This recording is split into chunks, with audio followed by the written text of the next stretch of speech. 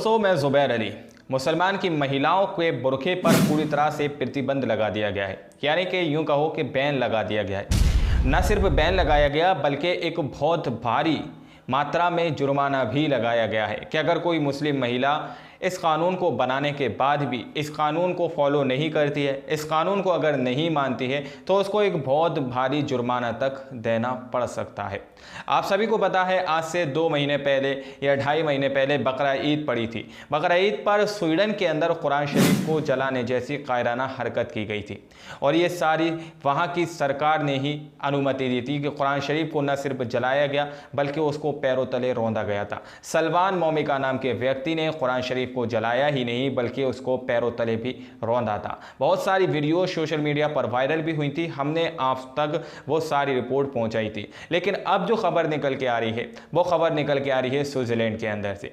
Switzerland के अंदर एक कानून बनाया गया है। ये कानून यूं ही नहीं बनाया गया बल्कि इसके लिए पहले भी 2021 के अंदर बात की गई थी, जिसके बाद इसके खिलाफ एक बहुत भारी प्रोटेस्ट हुआ, जिसके बाद ये कानून लागू नहीं हो पाया। लेकिन अब स्विट्ज़रलैंड की सरकार ने इस कानून को पूर्ण रूप से पास कर दिया है और वहां पर लागू कर दिया है। यह कानून इसी तरह से लागू नहीं हुआ बल्कि नेशनल काउंसिल यानी कि राष्ट्रीय परिषद के अंदर इसके लिए एक मतदान किया गया, यानी कि इसके लिए एक वोटिंग की गई। वोटिंग में 151 वोट जो है वो इस पक्ष में आए कि इस कानून को लागू कर देना चाहिए। मात्र 29 वोट जो है वो इस पक्ष में आए कि इस कानून को लागू नहीं करना चाहिए। लेकिन जब 151 वोट आ चुके उस पक्ष में तो फिर इस कानून को लागू कर दिया गया।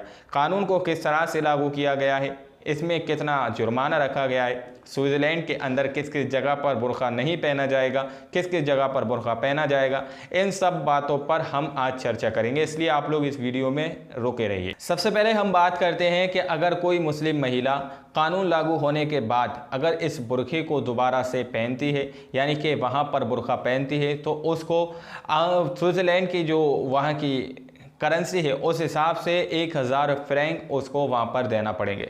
यानी कि अगर हम यूएस में कन्वर्ट करें तो $1100 होते हैं और अगर हम अपने यहाँ की करेंसी में कन्वर्ट करें तो तकरीबन 88,000 या फिर 90,000 रुपये बनते हैं। यानी कि कानून लागू होने के बाद अगर कोई मुस्लिम महिला बुर्का पहनती है तो उसको ये एक भारी जुर्माना तक देना पड़ सकता है। अब किस किस जगह आप लोगों को बुर्का पहनना नहीं है और किस किस जगह वहाँ पर आप बुर्का पहन सकते हैं, इस चीज़ को आप समझ लीजिए।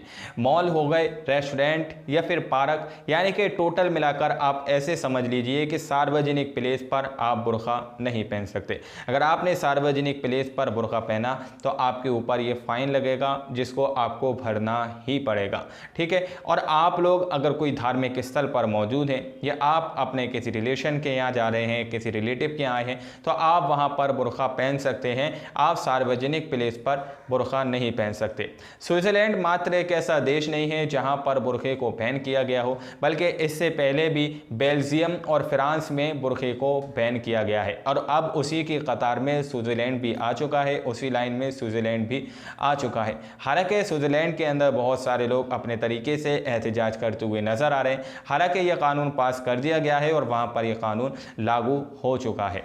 अब आप लोगों ने इस पूरी रिपोर्ट को देखा, इस रिपोर्ट को देखने के बाद आप लोग क्या सोचते हैं, क्या समझते हैं?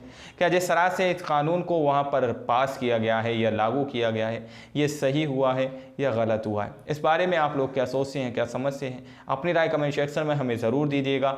मिलते हैं अगली वीडियो में, जब तक के लिए अपना ख्याल रखिएगा।